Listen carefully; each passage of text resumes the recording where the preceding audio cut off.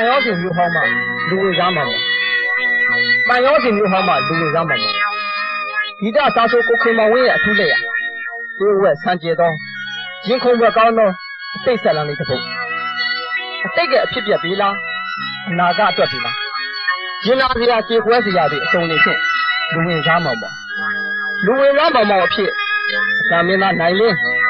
哪个也得米酒，路是家偏呢？လူတွေကိုတနာကျင်တာတတ်တော့ညနာတာအဖြစ်အတမင်းလေးနှင်းရဖြိုးလူချမ်းကြီးတွေလားတို့ဒီမဟုတ်အတိတ်ရဲ့အဖြစ်ပြက်ဟောင်းကိုကြောက်လန့်နေသူဥက္ကုံမအဖြစ်ရွှေချံသားမြင့်လျှို့ဝှက်နေသောရင်းနှင်းပွဲအစုံနေဖြင့်ပေးသက်များနားဆင်ရအတွက်ဇက်လန်းလေးကတော့ဂီတစာဆိုကိုခင်မောင်ဝင်းရဲ့တန်ရောစင်မျိုးဟောင်းမှလူဝင်စားမှာတန်ရောစင်မျိုးဟောင်းမှလူဝင်စားမှာတန်ရောစင်မျိုးဟောင်းမှလူဝင်စားမှာမော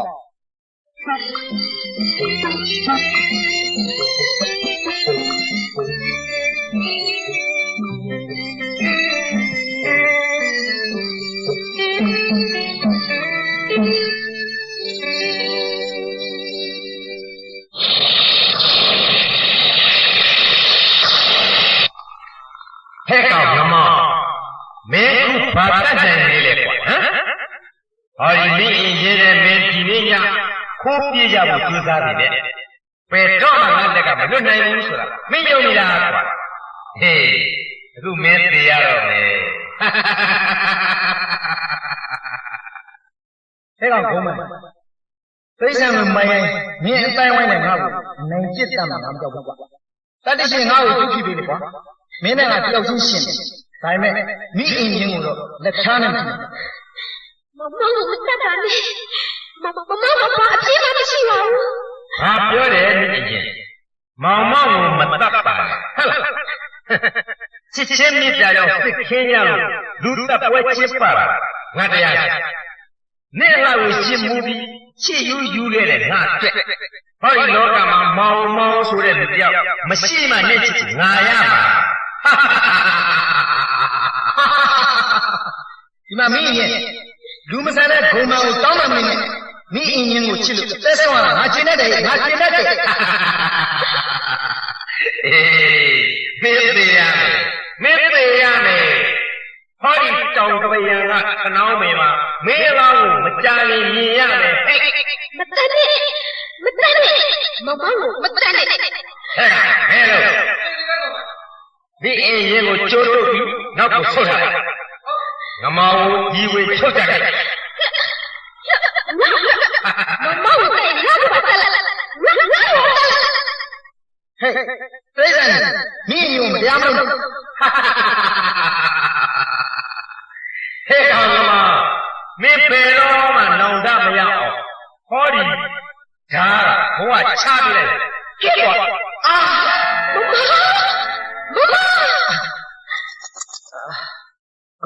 မဂုံမလူမဆန်တဲ့မင်းကိုငါဘယ်ဘဝကိုရောက်တော့မကြည့်ဘူးကွာငါဘယ်ဘဝရောက်တော့အင်းငါမကြည့်ဘူးငါချစ်သူမင်းရင်တဲ့ဟောကလမ်းနေရတယ်ထုံးကြည့်ပြီးဘုရားလေးမှာငါအတွက်တွေးတွေဆက်ဖို့မင်းစီကိုငါပြန်လာတယ်မင်းစီကိုငါပြန်လာလေမချစ်ခင်လေးစားရပါတော့ပရိသတ်များရှင်ဂီတဆာဆိုကိုခင်မောင်ဝင်းရဲ့တီးတန့်လက်ရတပုတ်ဖြစ်တဲ့တန်ရုံးစီမြို့ဟောင်းကလူဝင်စားမောင်မောင်ဆိုတဲ့ဒီပြဇက်ကိုအခုညီရန်ပြုလို့ပြင်ဆက်လိုက်ရပါပြီအမှန်ပြောရရင်တန်ရုံးစီမြို့ဟောင်းကလူဝင်စားမောင်မောင်ဆိုတဲ့ပြဇက်ဟာတန်ရုံးစီမြို့ဟောင်းကလူတယောက်အကြောင်းတန်ရုံးစီမြို့ဟောင်းကလူတယောက်အကြောင်း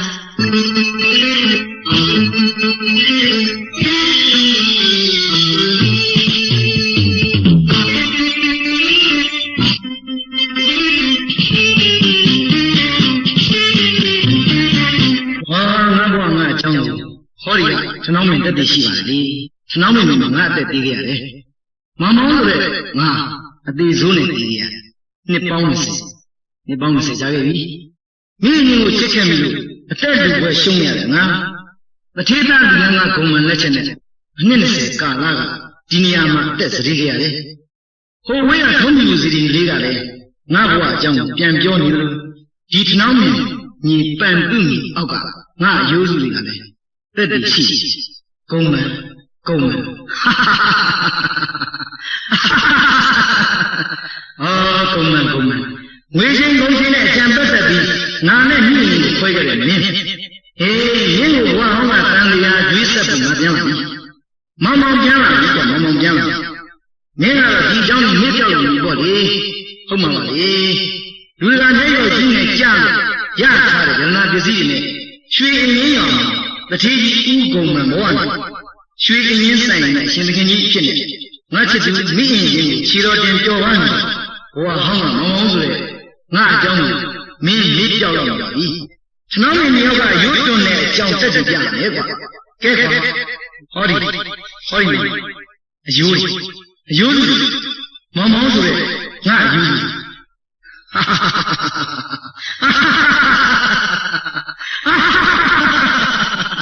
ကုန်းမတမန်တော်ကစိန်ခေါ်လို့မင်းစီကိုငါပြန်လာပြီမောင်မောင်ပြန်လာပြီကွာမောင်မောင်ပြန်လာပြီ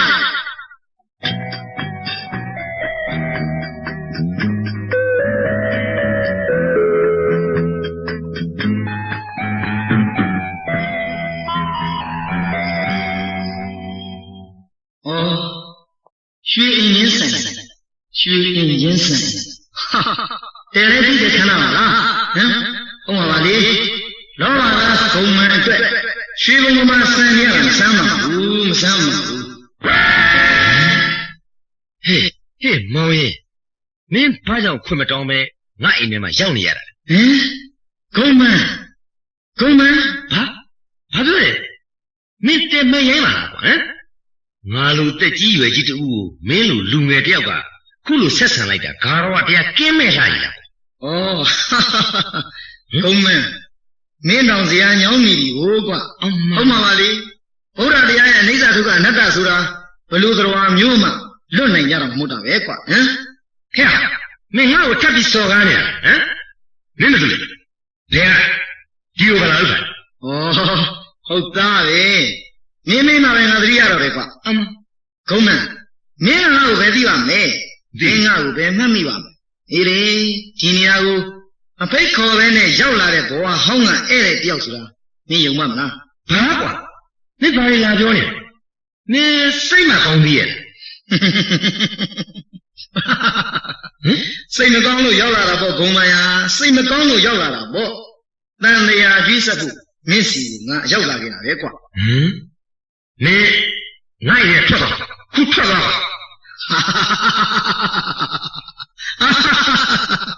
ဂုံမှန်ဟဲ့အောင်ဂုံမှန်မင်းကငငယ်တုန်းကစိတ်ဒီခုထိကြောက်သေးပါလားကွာဟမ်လောကရဲ့အလေကြောင်းမှာအရှုံးနိုင်ဆိုတဲ့သဘောဓမ္မကိုမင်းနားနေအခုမင်းအလှည့်ရောက်နေပြီအခုမင်းအလှည့်ရောက်နေပြီတစ်ချိန်လုံးကမိအင်ချင်းအတွက်မောင်မောင်ကိုမင်းရဲရဲဆက်ဆက်တတ်ခဲ့တယ်မောင်မောင်ကတမလုံကပြန်လာကွာသွေးကြွေးတွေဆက်ဖို့ရောက်လာဟမ်သွေးကြွေးတွေဆက်ဖို့ရောက်လာတယ်ဆိုတော့မင်းသတိထားသမှာကုန်မန်းဘာမင်းငါ့ကိုဘာလာပြောနေတာမင်းအဲ့ကောင်ကုန်မန်းမလုံနဲ့လေမလုံနဲ့ကွာငါလည်းတဲ့ကနကမင်းလောက်မလိမ္မာဘူးနော်ဟောဒီမမောင်ရဲ့မင်းပြောတာကြီးငါဘာမှနားမလဲမင်းငါကြီးကဘာလို့ချင်လို့ငါလိုချင်တာကမင်းတဲ့ငါလိုချင်တာမင်းတဲ့ပြီးတော့အချိန်ကမင်းဆိုးခိုးတိုက်ခိုက်လို့ရခဲ့တဲ့ယရနာလေမသိဘူးငါမသိဘူးအေးမင်းမသိလို့နဲ့ငါသိတယ်ကွာမောင်သိတယ်အချိန်ကမင်းရင်အတွက်ထနောင်းမကြီးအောက်မှာမင်းတက်လို့အသက်ပြေခဲ့ရတာငါကွာနားလေငါသိဘယ်မောင်ငါမတက်ဘူးမသိဘူးကွာမင်းငါ့ကိုတက်ခဲ့တဲ့ခဏောင်းနေအောက်ကငါအယူတွေကတက်တည်ရှိနေပါလေကွာခုံမန်းမင်းငါမောင်လေးတမတော်ကလူဝင်သားမောင်အိုးငါယူပြီးချင်းနေဗျာမင်းမယူရဘူးကွာမင်းမယူရဘူးကွာငါချစ်ဦးမိအင်းရဲ့အတွက်သာငါယူခဲ့ဘူးတာပါဟမ် ငါအချစ်ဦးမိအင်ချင်းတော့ငါယူခဲ့လားငါယူခဲ့လားကွာဘယ်မှလဲမိဟမ်ဟဲ့မိဘယ်မှာလဲကုံမပြောလဲမိအင်ချင်းကိုမေးပြပါထားလိုက်မိဘယ်မှာလဲငါပြောမိအင်ချင်းမရှိတော့ဘာကွာမိအင်ချင်းကမင်းတားလိုက်တာမဟုတ်ပါဘူးကွာသူနဲ့ငါလက်ထပ်ပြီးလို့3လအကြာမှာအိမ်ကထွက်ပြေးသွားတာခုချင်းကြီးပေမန်းရှင်မမသိပဲသတင်းစုံစမ်းလို့မရတော့ဘူးကွာဩမိအင်ချင်းငါတမလုံးကပြန်လာပြီဆိုတော့မင်းသိစေချင်တယ်မိအင်မင်းသိစေချင်တယ်ဟေးလေအချိန်ကငါအတွက်မိအင်အတွက်တန်ရာကြီးဆက်ဖို့ငါပြန်ရောက်လာပြီပဲမောင်ပြန်ရောက်လာပြီလေဒီကောင်ကမလူဒီမှာအသက်ရှင်နေခြင်းငါအမိန်ပေးတာကိုလိုက်နိုင်ငါခိုင်းတာကိုလိုက်လို့ငါတောင်းတာကိုပေးခုချိန်ကသာပြီးဒီအိမ်ကြီးရဲ့အိမ်ဦးသခင်ငါဖြစ်သွားတယ်နင်းနားလေတာဒါပဲ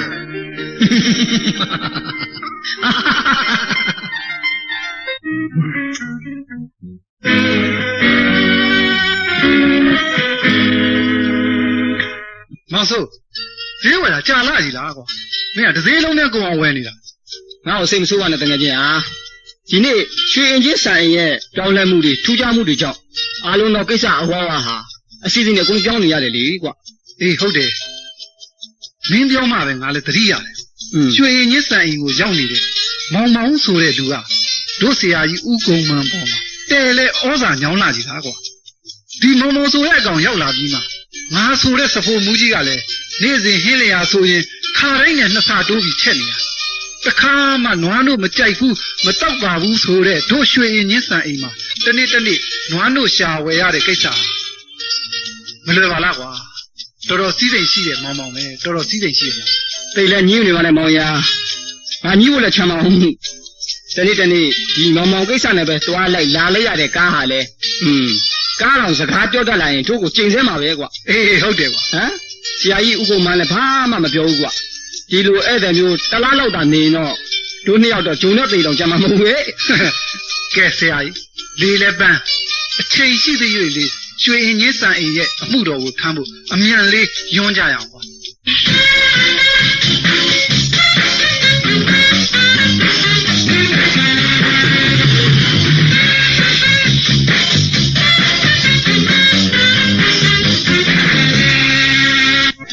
ဒီမှာမိန်းကလေးမင်းတို့ကိုတွေ့ချင်တယ်ကျမဦးကုံမနဲ့တွေ့ချင်လို့ပါရှင်ဩဂုံးမန်းဟုတ်လားဒီသားမောင်မင်းကဂုံးမန်းကိုဘာကိစ္စနဲ့တွေ့ချင်တာလဲရှင်ကဘယ်လိုလဲကျမကိုရေးကိုရာကိစ္စနဲ့ပတ်သက်လို့လာခဲ့တာကျမဦးကုံမန်းကိုတွေ့ချင်တယ်ဟဲ့ကောင်မလေးနင်တက်ခက်ပါဒီရွှေရင်းနိုင်အိမ်မှာငါမသိပဲဘာမှလုပ်ပိုင်ခွင့်မရှိဘူးအဲ့ဒါနင်နားလေခါလားမင်းဘူးလေမင်းပယ်ရလားကျမနာမည်မြညာရှင်နဲ့ကျမဘယ်သူမှအသက်ပိုကြီးကြမယ်မထင်ပါဘူးဒါပေမဲ့ရှစ်ဆက်ဆံရေးကမောင်းမှလှချင်ဦးကုံမနဲ့ရှင်ဘယ်လိုပတ်သက်နေလဲနင်ကဟောဂုံမန်ကိုဘာကြောင့်တွေ့ချင်လဲဒါရှင်တော့ဆိုင်ပါဘူးရွှေညစ်ဆိုင်နဲ့ပတ်သက်ရင်ငါနဲ့အားလုံးဆိုင်ငါနဲ့အားလုံးဆိုင်ရင်မင်းကြောင့်ဘာမှမသိဘဲနဲ့ဂုံမန်နဲ့မင်းကိုတွေ့ခွင့်မပေးနိုင်ဘူးနေကြပါဘယ်လိုဖြစ်ကြလဲဒီကမိန်းကလေးကဘယ်သူနဲ့တွေ့ကြလို့လဲဂုံမန်ဒီမိန်းကလေးကမင်းကိုတွေ့ချင်လို့လေသမီးဖေဖေကိုတွေ့ချင်လို့ဒီနေရာကိုရောက်လာခဲ့ရပါဖေဖေရဲ့ဒီမှာကလေးမမင်းဘယ်သူဘဝဆိုတာဦးမသိပါလားဟမ်ဟုတ်ပါတယ်ဖေဖေသမီးကိုမသိနိုင်ဘူးဆိုတာသမီးယုံပါတယ်သမီးနဲ့ဖေဖေကခုမှတွေ့ကြတာမဟုတ်လားနင်းနေပါကွာသမီးမေလေးကဘယ်သူလဲကွာဒေါ်အင်ချင်းပါဖေဖေဟာမင်းအင်ချင်းဟုတ်ပါတယ်ဖေဖေနဲ့မိမိလက်ထပ်ပြီးလို့သမီးကိုကိုယ်ရှိတဲ့အချိန်မှာမိမိဟာဖေဖေစီကထွက်လာခဲ့တယ်ဆိုတာမိမိပြောပြလို့သမီးသိရပါတယ်ဒါပေမဲ့ဖေဖေဘယ်သူဆိုတာကိုမပြောပြခဲ့ပါဘူးမိမိတည်ပြီးတဲ့နောက်ပိုင်းဖေဖေကိုသိတွေ့ချင်လို့ဖေဖေကိုစုံစမ်းပြီးသမီးရောက်လာခဲ့ရပါဖေဖေဩလက်ဆက်တော့မင်းကမိအင်ကြီးရဲ့သမီးကိုမိအင်ကြီးတယောက်တော့ ဆုံးရှာပါရောလား ဘာပြောလဲရှင်ကမမေကိုပါသိနေပြန်ပြီလား ဟောဒါလည်းမင်းသိဖို့မလိုပါဘူး ဟုတ်တယ်သမီးဟာဖေဖေရဲ့သမီးဆိုတာကိုဖေဖေယုံကြည်အောင်လို့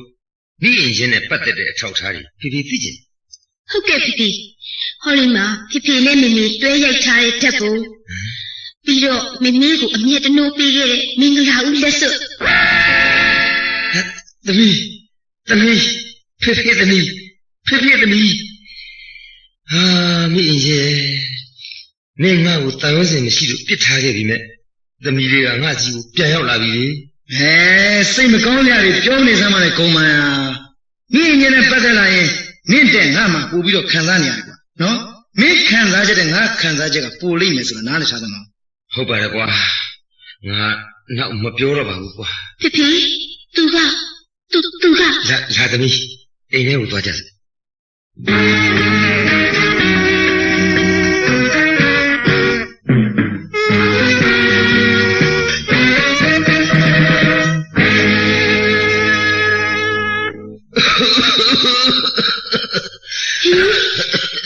ဖေဖေဘာဖြစ်လို့လဲနေမကောင်းဘူးလား အေးဟုတ်တယ်သမီးဖေဖေ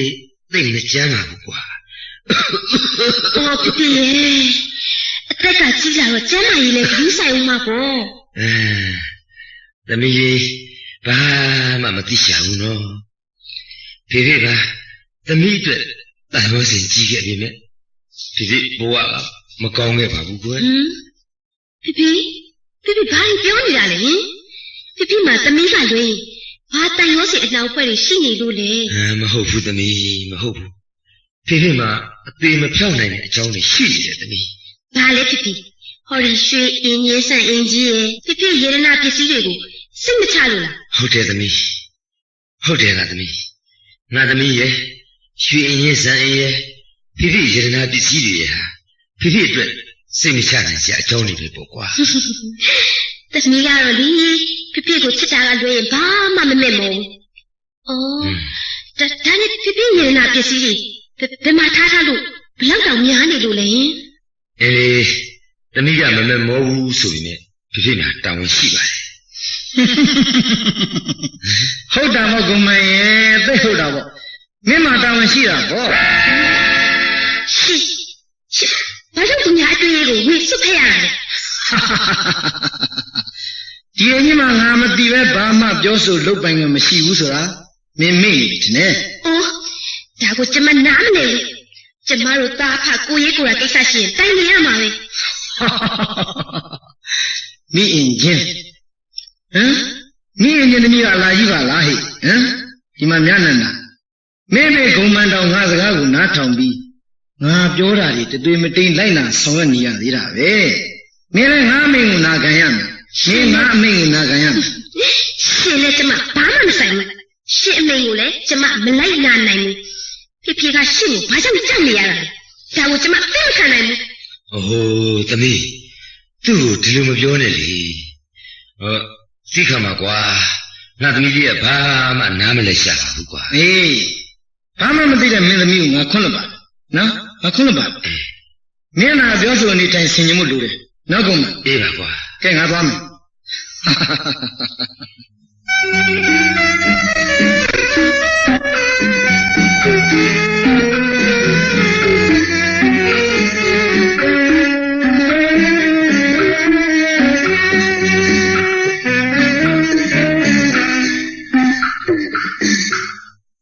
ငါတို့နေရင်ထိုင်ရင်နဲ့ယူကျင်နေပြီမောင်ဆိုးရပြောသားမအောင်ကဘာဖြစ်လို့ငါတို့ဆရာကြီးမှာသမီးရှိတယ်လို့ငါတခါမှမကြားဘူးအခုချိန်ခါမှသမီးဆိုတဲ့မျက်နှာနာကလည်းဘွားကနေပေါ်လာမိတ်ဆွေအရင်ခောက်ဆိုးတဲ့မောင်ကလည်းဒီချံကိုရောက်လာရောက်လာရုံနဲ့မဟုတ်ဘူးချယ်တယ်မှုတွေကလည်းညားလိုက်တာကွာဘာလို့ဘာကြရမှန်းတော့မသိဘူးကိုရွှေအေးမောင်လည်းဗျာကျုံကြီးကိုလည်းထားကြမအောင်ဒီလိုနှစ်ယောက်ဒီခြံကြီးကအမြန်ဆုံးပြန်ရင်လည်းပြန်မပြန်ရင်တော့ငါတို့အလုတ်ကထွက်ရလိမ့်မယ်နေကင်းလေးလည်းပြင်မန်းလို့ညဘက်ညအေးဆေးဆေးနားမလားအောင်မေးတယ်ညဘက်ကျတော့လည်းသုံးအောင်သားဟာအေးရတယ်ဟုတ်မရှိဘူးပြောလိုက်တဲ့စကားတွေကလည်းကုန်တယ်ဟုတ်မရှိဘူးလူပင်မန်းစိတ်ပင်မန်းလူပင်မန်းစိတ်ပင်မန်းနားမချမ်းမသာနဲ့တို့နှစ်ယောက်တော့ဒီတိုင်းဆိုရင်လုံးမပါတော့မှထင်တယ်ကွ ဒီခံရမှာပေါ့မောင်ဆိုးရဒီခံရမှာပေါ့ဆရာကြီးဥက္ကုံမရဲ့ကျေးဇူးတွေကငါတို့ပေါ်မှာအများကြီးပေါ့နော်ငါတို့ပေါ်မှာတော်တော်လေးကောင်းခဲ့တာများတာပေါ့တို့ကဒီကျေးဇူးတွေကိုထောက်ပြီးဒီခံရမှာပေါ့ငါလည်းဒီလိုပဲစိတ်ကူးထားတယ်ကွာဒီလိုစိတ်ကူးတစ်ခါတစ်ခါဝင်လာလို့လဲဒီလောက်ထိတင်းကြီးခံနေတာပေါ့ကွာ ခန္ဒီစဒီခံခြင်းနဲ့ဆက်ပြီးဒီခံကြတာပေါ့ကွာ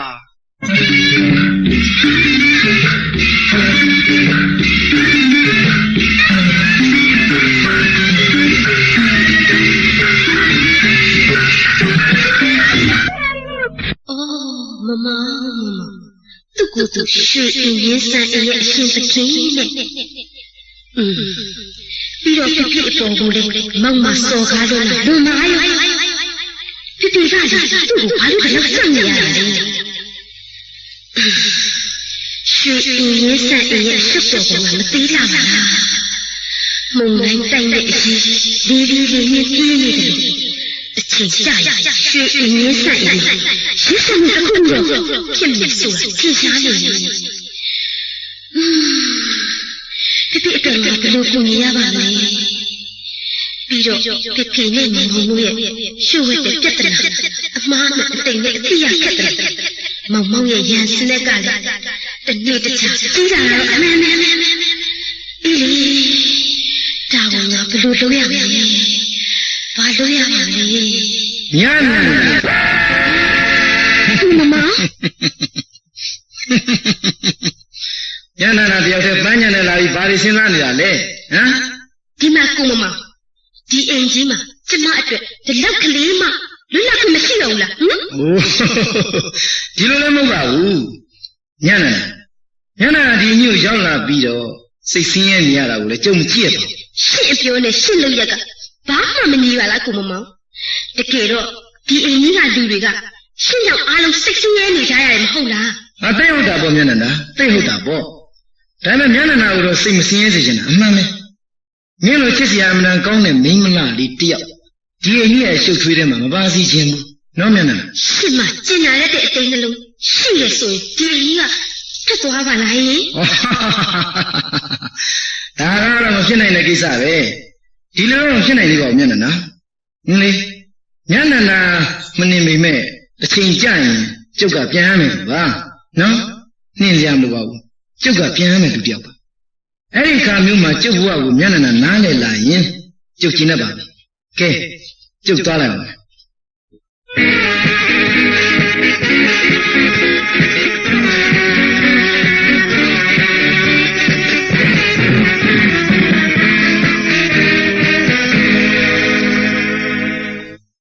ကုန်းမန်း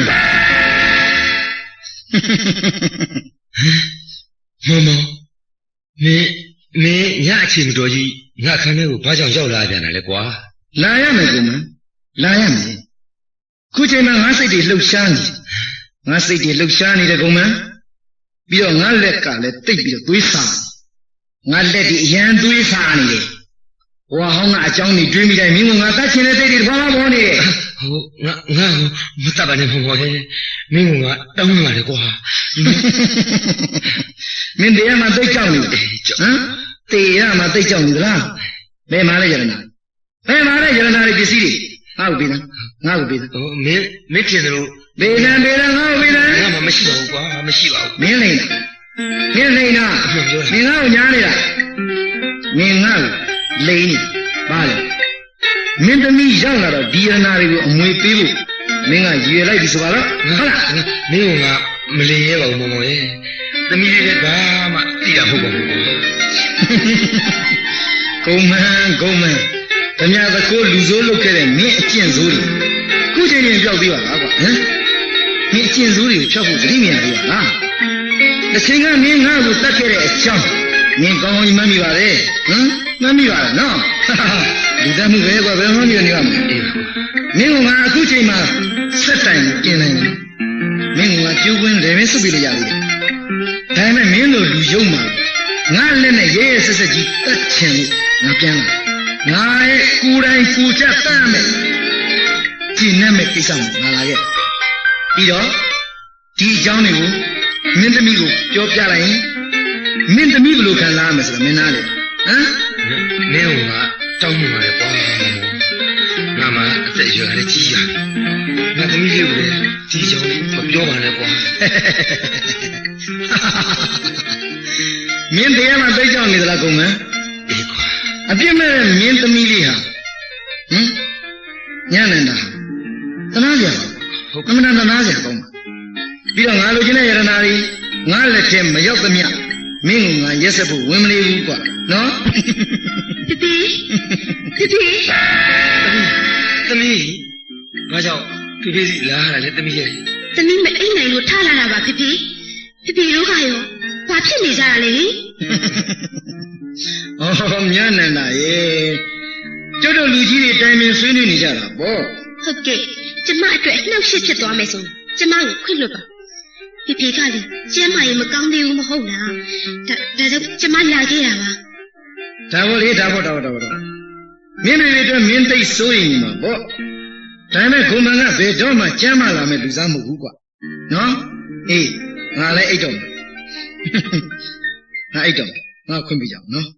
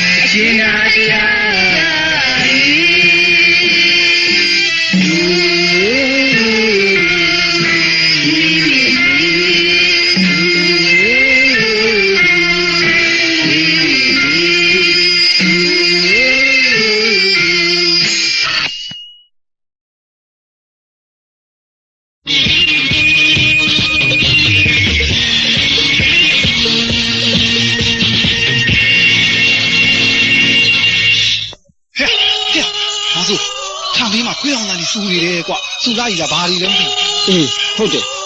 ငါလည်းဒါဟိုပဲသတိထားပြီးနားဆွနေတာကွာလိုက်ဟိုချီကိုဖောက်ရနေပြီအချင်းကြီးလိုက်ကြည့်အောင်ဟုတ်ရမင်းမတမီးပါတယ်နော်ပါပါတယ်ကွာနေကွာတို့အိမ်ကြီးကလူတယောက်ကိုဝင်နှိုးလိုက်ရင်ကောင်းမလားရောက်ဟုတ်ကွာခွေးအောင်တာဘာမှမသိဘူးတော်ကြနေသူတို့ကိုနှိုးမိတဲ့အမှုကပေါ်ပြီးကြီးနေပါအောင်လာပါကွာဒိုးနှစ်ယောက်တည်းပဲသွားကြအောင်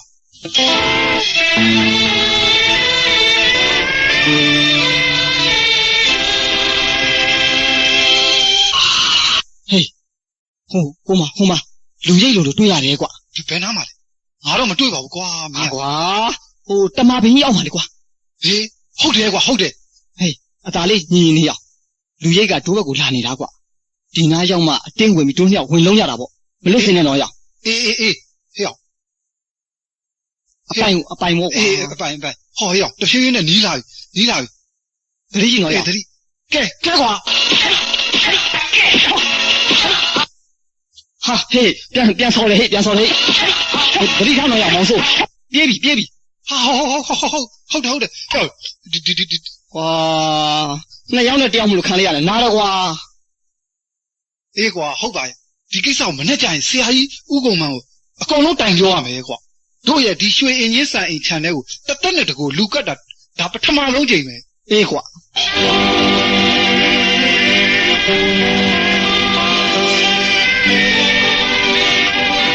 ခ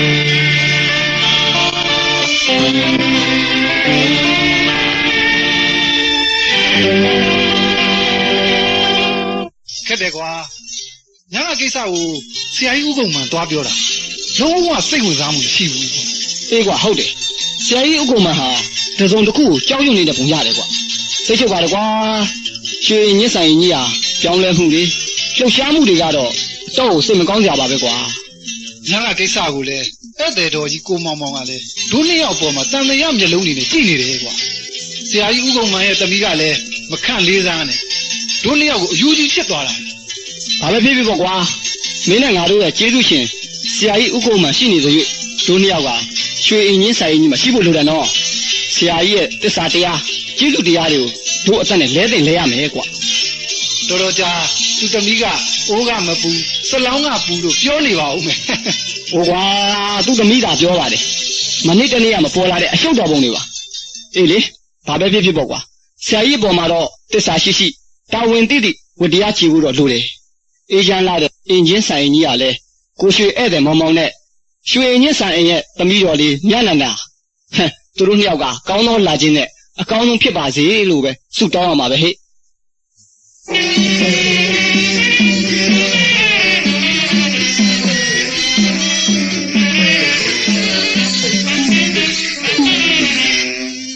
အော်ညနေလားညနေမင်းကရောငါ့ကိုကျင်နာခေါင်းပါလေလူရန်ကတယောက်ဖြစ်နေတယ်နော်တကယ်တော့မင်းကဘာမှအပြစ်မရှိတဲ့မင်းတို့တယောက်မဟုတ်ပါဘူးရွှေရင်းဆိုင်ဟာတည်မင်းလည်းနေဆိုတော့မင်းမသိလျော့လားညနေမင်းဖေခုံမနဲ့ငါပြဿနာကြားမှာဗျာများနေရတယ်မင်းငါတနာမိတယ်မျက်နှာငါတနာမိတယ်ရွှေရင်းဆိုင်မှာမင်းနဲ့ငါဆုံညရင်ကောင်းမှာပါခုတော့တန်ရိုးစင်ကြီးဟောင်းကငါအကြောင်းကိုမင်းဘာမှသိမှာမဟုတ်ပါဘူးညနေလေ ကိုမမောင်ရွာပြင်ကထနောင်းတော်တွေဘာတွေများအတွေးနေချဲနေတာလေလို့ ဩကျုပ်ဘဝမှာတော့လွတ်လပ်ပိုင်ခွင့်ရှိပါသေးတယ်ညနေနာ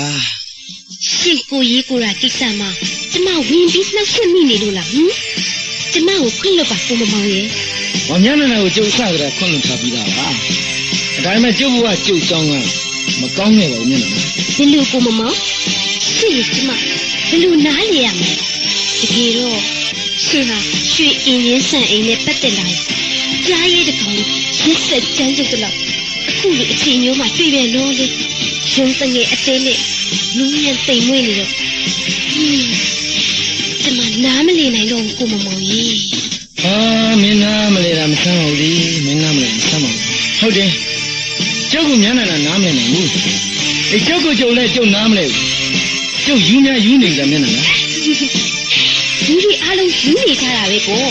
လောဘကြောင့်ယူတယ်ဝေကြောင့်ယူတယ်အချစ်ကြောင့်ယူတယ် ။ဟုတ်တယ်။ဟုတ်တယ်။ကျုပ်လည်းလောဘကြောင့်ယူတယ်။ငွေကြောင့်ယူတယ်။အချစ်ကြောင့်ယူတယ်။ဒါပေမဲ့ကျုပ်ရဲ့ချက်ဒီအပြတ်မခံနိုင်ဘူး။ညနာနာဆိုတဲ့မိန်းကလေးတယောက်ကြောင့်ရွှေအင်ရင်းဆန်အိမ်မှာကျုပ်လောက်ရမယ်အလုပ်တွေအတွက်နောက်မဆုတ်ဘူး ရှင်စိတ်ကမိမိထားစမ်းပါကိုမမောင်ဟာဇနတမင်းသားတယောက်ရဲ့ရွယ်ချက်မျိုးဆိုရင်ညနန္ဒာကမမိမိကလာဖြစ်ချင်ပါရှင် ဘလို့ဘာပြောလဲညနာနာကမနိမိတ်ကဖြစ်စင်ဟုတ် ဟုတ် ဟိုးဖြစ်နိုင်ဘူးလုံးဝဖြစ်နိုင်ဘူးဇနကနဲ့မိကလာကကဲတင်ရှင်နဲ့အကဲတင်ခံလူရန်ကကျုပ်ကလာညနာနာကိုကဲတင်နေတာငရဲလိုခံစားနေရတဲ့ရွှေရင်းဆိုင်ကြီးတွေကညနာနာကိုတနာလို့ကျုပ်ကဲတင်ခြင်း ရှင်အင်းကြီးဆက်အင်းနဲ့ပတ်သက်လို့ညနန္ဒာမှာဘာမှခံစားချက်မရှိပါဘူးညနန္ဒာကတန်ရောစီမျိုးဟောင်းကိုအလေရောက်လာတဲ့အဲ့ဒီတယောက်ကကိုမမောင် ဟောဒါကြောင့်လည်းတန်းနဲ့မြို့ဟောင်းမှာကျုပ်နဲ့ညနာနာဆုံနေကြရမှာပေါ့ဆုံနေကြရလို့ကျုပ်เจ้าကိုအချိန်ကြညနာနာမောင်းသွားမှာပါ ကိုမမောင်အကြောင်းကိုညနေနာနားလေနိုင်ပါစီလို့ဆုတောင်းပါကဲကိုမမောင်ညနေနာသွားမယ်နော်မနေ့ကရင်မြို့ကိုညနေနာသွားပြရှိသေးတယ်ရှင် ဘာပြောလဲညနာနာမြို့ကိုဘာကိစ္စမပြောမှာဟင် ဖြစ်ဖြစ်အတွက်လीဖြစ်ဖြစ်ကမချမ်းသာလို့ဆရာဝန်သွားခေါ်မလို့ ဘာဆရာဝန်ဟိုမခေါ်ဘူးဆရာဝန်တော့မခေါ်ဘူး ဘာဖြစ်လို့လဲကိုမမောင်ဆရာဝန်ဆိုတာစိတ်ကူတာပဲမဟုတ်လားလူသက်တာမှမဟုတ်တာ ဟင်ဆရာဝန်ဆိုတာစိတ်ကူလား အေးလေ လူတတ်တာမဟုတ်ဘူး ဟုတ် ဟုတ်လားဩမခေါ်ဘူးမင်းဆရာဝန်တော့မခေါ်ဘူး ကောင်းပြီလေကိုမမောင်ကရွှေအင်းရင်းဆန်အင်းရဲ့အရှင်သခင်လေကိုမမောင်ရဲ့အမေကိုလိုက်လာရမှာပေါ့ဟုတ်ဘူးလား ဒါပေမဲ့စီးပွားလေးတော့ဝယ်ခွင့်ပြုပါကိုမမောင်ရဲ့နော်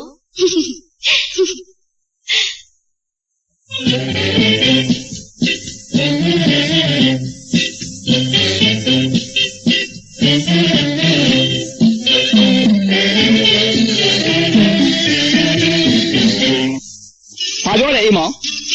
ဆရာကြီးဥက္ကုံမှာညီမကောင်းဟုတ်လားအေးဩဒါဆရာဝန်တော့ခေါ်တဲ့ကိစ္စနဲ့ပတ်သက်ပြီးတော့မြတ်နာနာနဲ့ကိုမောင်မောင်ကအကြီးကျယ်စကားများကြတယ်ဆို ဟုတ်တယ်မောင်ဆိုဟုတ်တယ်ဒီကိစ္စကိုငါနားနဲ့ဆက်ကြားခဲ့ရတာကွာညံ့နာနာကလည်းကို့အဖေတယောက်လုံးနေမကောင်းလို့ဆေးကုဖို့ကိစ္စမှာဒီမောင်မောင်ဆိုတဲ့ငတိကိုမလွန်ဆန်နိုင်ဘူးလားကွာ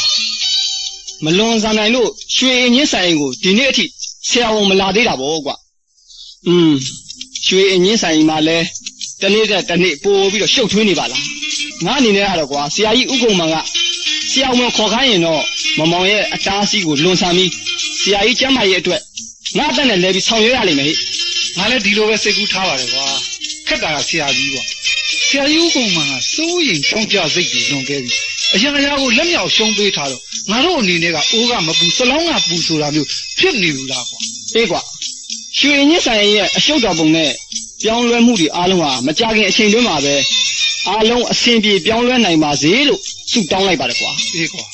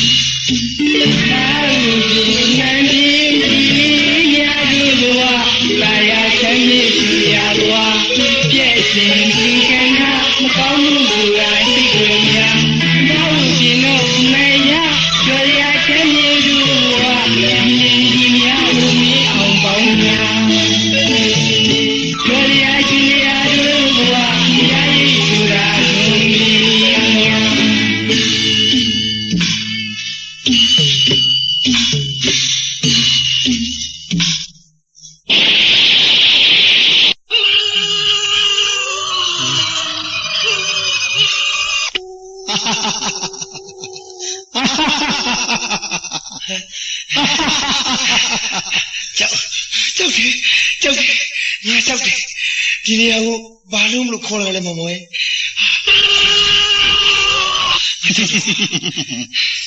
မင်းလည်းရောက်တော့မှာမင်းလည်းရောက်တော့မှတေးရမှာသိကြောက်နေသလားကုံမန်းမင်းတေးရမှာသိကြောက်နေသလားဒီအချိန်မှာဒီညမျိုးဟောဒီလက်ပတ်မကြီးအောင်မှာမင်းငါ့ကိုရဲရဲဆက်ဆက်ကြီးတက်ပြစ်ခဲ့တော့မင်းမမိတယ်မလားငါချစ်သူမင်းအင်ရင်ရှိမှာမင်းငါ့ကိုတက်ခဲ့တယ်ငါမှားပါတယ်မောင်မောင်ရဲ့ငါ့ကိုခွတ်လွတ်ပါကွာဒီမှာကုံမန်းမင်းလူမဆန်တဲ့ရုံမှာပက်ဆက်မှုတွေဟာတက်ရှိတက်မဲ့ဘယ်အရာတွေကခွန်းလွန်နိုင်ကြပါမလဲဘယ်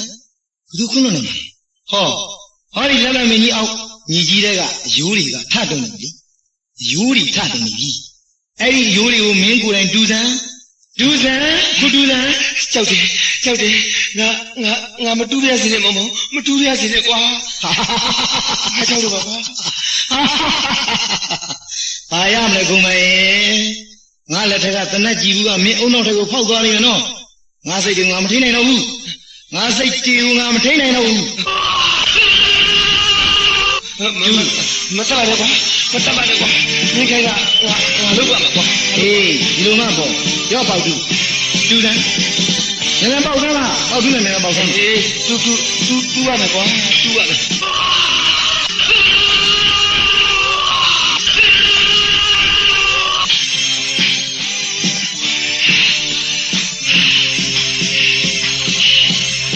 တူနန်းတူ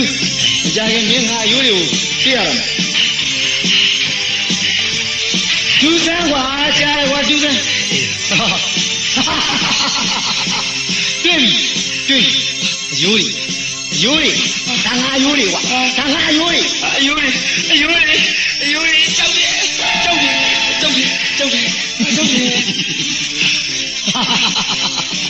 ကုန်းမန်းမင်းကငါတတ်ပြီးတော့ငါအယိုးတွေနဲ့တူတခါလဲမြုပ်ပြခဲ့ရမယ်မင်းကငါတတ်ရမယ်တတ်ပြီးမင်းယိုးတွေကိုမင်းလောင်းငါယိုးတွေနဲ့တူမြုပ်ရမယ်ဒါမှငါရွေချက်တွေအောင်ပါ ငါ့ကိုမတတ်ပါနဲ့မောင်လေမတတ်ပါတော့ကွာငါ့ကိုမတတ်ဘူးဆိုရင်မင်းတို့ရဲ့ရတာကိုငါပြီးပါမယ်ကွာငါ ဒီလိုမှဘောကုန်းမန်းဒီလိုမှလိမ္မာစမ်းအချိန်ကမင်းစိုးခိုးတိုက်ခိုက်ခဲ့တဲ့ကနာတွေမှာသိငါ့ကို မင်းငါ့ကိုမတတ်ဘူးဆိုရင်မင်းကငါပြီးပါမယ်မောင် ဟာဘာပြောလဲကွာဇရနာပစ္စည်းနဲ့မင်းအသက်ကိုလဲနေတာဟုတ်လားကောင်းပြီလေမင်းကအသက်ရကကြီးလာတော့မကြခင်သိရတော့မှာလားဘယ်မှာလဲရနာလာသွားပြီ ဟုတ်ဒီနေရာမှာပဲရှိပါတယ်ကွာဟုတ်လက်ပါမင်းကြီးအောက်ခြေမှာမင်းတူးယူပါကွာတူးယူပါ ဟုတ်လားပေးစမ်းမင်းပေါ့ဒီ ရော့ ကဲကွာကဲဟာတွေ့ရနာတွေ့ပြီရနာလေးငါရပြီကွာ ရနာရီမင်းနဲ့ဆိုင်တာဟောဒီဒါကွာ ဂုံးမန်းမင်းရှေ့မတိုးနဲ့ဂုံးမန်း ငါရနာရီပြန်မေး ဂုံးမန်းမင်းပြောလို့မရဘူးလားကဲကွာ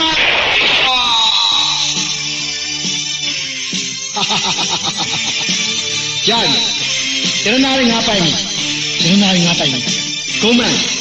ဂုံးမန်းမင်းကတော့ဟောဒီအယိုးတွင်းထဲမှာထာဝရစိတ်ထားကြရမယ် ကိုမမ ညနေတာ ရှင်ဘယ်လိုတက်လိုက်ပြီပေါ့ဟုတ်လား ဟုတ်တယ်ညနေဟုတ်တယ်ဂုံမန်းကိုကျုပ်မတက်ခြင်းပဲတက်လိုက်ရအောင် ရှင်ဟာလူတက်တာ ကျုပ်ကိုခွန်းလို့ပါညနေကျုပ်ကိုခွန်းလို့ပါတကယ်တော့ဂုံမန်းလူလောကထဲမှာရှိတဲ့လူပြောင်းမဟုတ်တော့ဘူးလောကကြီးကအတီးပိုင်ထွက်ခွာသွားခြင်းကြားပြီးဆိုတော့ဒီလမ်းသားတွေမပါနော်ပြီးတော့ကျုပ်ကိုနားလေညနေမှာခွန်းလို့ပါ ရှင်လူတက်တာမတယောက်ကျမကဘယ်လိုလုပ်ခွင့်နိုင်မှာ ကျုပ်ရှင်းပြရစီနော် ရှင်ပြောမယ့်စကားတွေနဲ့ရှင်အကြောင်းတွေကျမအားလုံးသိပြီးရပြီဒေါက်တာတက်လေး ဂျာ တက်ထအော်သွားကြလားရှင်ဘဝကျမချင်းကြီးကဲတင်ချင်ပါလေရှင်ဟာဒီလက်တက်ဒီရဲ့ချက်မျိုးမဟုတ်တော့ကျမကလည်းမနစ်မိကမဟုတ်တော့ဘူး မင်း ရှင်တနက်ကိုထုတ်ဖို့မကြိုးစားပါနဲ့ဒေါက်တာကျမလက်ထဲကတနက်ကရှစ်နှလုံးသားကိုနေရာယူထားပြီးပါပြီ ညနာနာမင်းကိုဘယ်တော့မှမုန်းခဲ့ဘူးဒီရနာတွေကမင်းနဲ့ငါတို့တစ်သက်လုံးစိတ်ချမ်းသာမှာမင်းနဲ့နော် ရှင်မားနေပြီဒေါက်တာရှင်ဟာလူဝင်စားမဟုတ်တယ်လို့ကျမကလည်းဒေါ်အင်းရင်းသမီးမဟုတ်ဘူးအချက်ကတာဝန်ပေးတဲ့အရာရွှေအင်ဂျင်ဆန်အေးရဲ့စွတ်တော်ကိုထောက်လန်းမှုရောက်လာတယ်ဒီသူရဲတပ်ဖွဲ့ကသူ့ရဲအရှင်းတန်းလာတယ် ဂျာခင်ဗျရဲဟုတ်ခင်ဗျတီးလူရဲဟလား မအံ့ဩပါနဲ့ဒေါက်တာကျမတို့ရဲတပ်ဖွဲ့ဝင်ကပြည်သူတွေအတွက်မျက်စိနဲ့နားကိုမြဲဖွင့်ထားပါမန္တလေးထောင်ကနှစ်ကြီးသမားမဲလုံးထောင်ဖောက်ကြီးရရဲ့မဲလုံးတန်ရာရလို့ဒေါက်တာစီကိုရောက်လာပြီးစေးကုခံလို့မတက်တာပဲတေဆုံးသွားတာရဲ့မဲလုံးအလောင်းကိုဖျောက်ဖျက်ပြီးမဲလုံးစီကမှတ်တမ်းဒဏ်ရာတွေအားလုံးကိုရလိုက်ပုံလေရဲ့ပြီးတော့ဒေါက်တာမန္တလေးကပြက်ချင်းမလားပြက်သွားတာတွေဒါတွေအားလုံးကိုခွင်းဆက်လိုက်ရင်အင်ဂျင်တော့ကရွှေအင်ဂျင်ဆန်ရဲ့အရှုပ်သွေးဆိုတာကျမတို့ရဲတပ်ဖွဲ့ကနားလည်ပြီးဖြစ်လို့ရွှေအင်ဂျင်ဆန်ရဲ့ဦးကုံမနဲ့ဒေါ်အင်ဂျင်သမီးအဖြစ်နဲ့ဒီအိမ်ကြီးကိုကျမရောက်လာတယ်တကယ်တော့ဒေါ်အင်ဂျင်ကတည်ခဲ့တာကြာပါပြီဒေါကတန်ကိုခံစားရတဲ့ဒေါ်အင်ဂျင်ကသူ့ကိုယ်သူရေထဲခုန်ချတက်တည်ခဲ့လို့ဒေါ်အင်ဂျင်စီကအထောက်ထားအားလုံးကိုဒီသူရဲတပ်ဖွဲ့ကသိသိရမိခဲ့ပြီးဖြစ်ပါတယ်ဒီအထောက်ထားတွေနဲ့ဦးကုံမနဲ့ဒေါ်အင်ဂျင်တို့ရဲ့သမီးညနေလာဖြစ်နေရောက်လာခဲ့တာပဲဒေါက်တာ ဒီလိုလား နင်းလေးဟုတ်ပါလေမျက်နှာနာကျုပ်ကမျက်နှာနာဆိုတော့ဆက်လက်ခေါ်ခွင့်ပြုပါဟုတ်ဒီရဲ့ဝင်နော်ဟိုတကယ်တော့ကျုပ်ကမျက်နှာနာကိုဖြစ်နေမိတာကိုဒါပေမဲ့မျက်နှာနာဆိုတဲ့မိန်းကလေးကအိမ်မက်ထဲပါဆိုတော့အိမ်မက်နဲ့ဒီပျောက်သွားပြီပေါ့မျက်နှာနာကြီးကျုပ်အမားတွေအတွက်ဥပဒေရဲ့ပြီးတဲ့အဖြစ်တံကိုခံယူဖို့ပြည်သူရဲတပ်ဖွဲ့ကသူရဲဦးမလေးဟောဒီဒေါခင်တန်းကကျုပ်အနမလေးပါအနမ ဒေါက်တာအတွက်ကျမစိတ်မကောင်းပါဘူးတာဝန်အရာဒေါက်တာကိုကျမဖမ်းရပါလိမ့်မယ် ကျွန်တော်ခန္ဓာကိုယ်ကျွန်တော်ဘောပါရောသူရဲဦးမလေးဒေါခင်တန်းတို့လက်ထဲကိုအပ်ပါကြိုက်တယ်လို့ခမ်းရပါကျွန်တော်တို့ရောက်လာပါတောင်းမှုမတောင်းတအနေနဲ့အခုလိုလောင်တရရဥပဒေကိုလေးစားတဲ့အတွက်ကျွန်တော်တို့ကုန်းပါတယ် ဒေါက်တာတလင်းကိုလက်ထိတ်ခတ်လိုက်တာ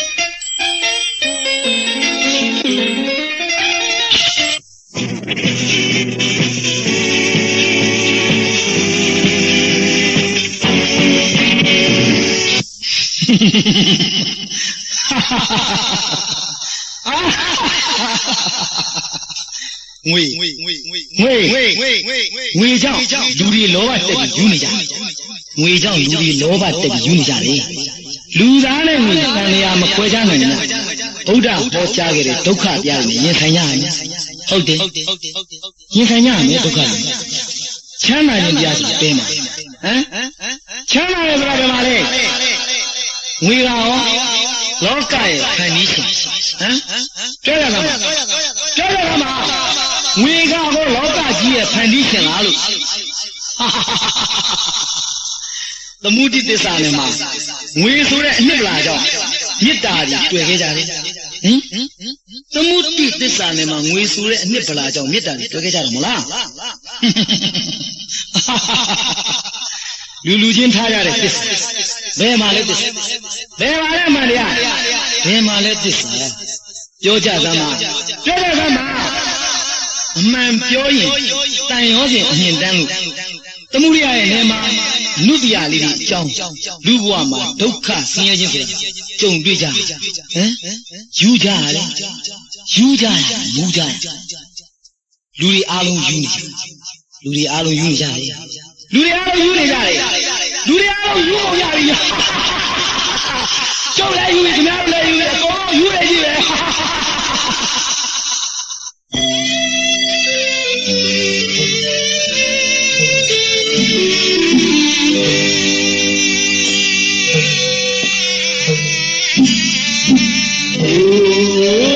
တခင်မချစ်ရရဲ့မပြာရဲ့စိတ်ရရဲ့စေလူရဲ့ပါပြီကေကတကရဲ့လူရဲ့ရှိစိတ်ရရဲ့စေလူရဲ့ပါပြီကေကတကရဲ့လူရဲ့ရှိကတကတဲ့ရဲ့လွားွယ်လေမဆွေအောင်ဝဲစင်အားရဲ့ချစ်ကြီးလူတိုင်းရဲ့တောကပရိဒီဝါပြာဝရကိုထွေးပိုက်ပါရဲ့ရှုံးမနာဝါမှုွယ်ဝါစသိမလာပါပါရဲ့ချင်းကြီးရာပြေလာကွယ်ချစ်ကြရကွယ်ဆူလာရဲ့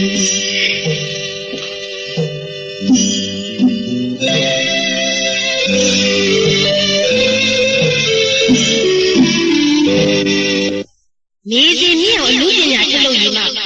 ဝိတုစံညုံဂီတစာစုကိုခင်မဝင်းရဲ့တန်ရောစင်မျိုးဟောင်းကလူဝင်စားမှာတန်ရောစင်မျိုးဟောင်းကလူဝင်စားမှာတန်ရောစင်မျိုးဟောင်းကလူဝင်စားမှာဒီဇလန်မှာပါဝင်တရုပ်ဆောင်ထားကြသူများကတော့အတန်မင်းသားနိုင်လေးအတန်မင်းသမီးလင်းရွယ်ဖြူရွှေချန်တန်းမြင့်တိုက်လက်ကင်လှပျော်တော်ဆက်မောင်အေး မောင်ကျော်သူတော်ထက်အောင်ငိမ့်ငိမ့်ချင်းတို့ကဥဆောင်ပါဝင်တရုပ်ဆောင်ထားကြပါတယ်ဖြန့်ချီရေးမင်္ဂလာစိန်သေးတယ်လို့မှမြမတပီလုံးဖြန့်ချီပါကြောင်းချစ်တော်တရှိပေါင်းလို့ရှင်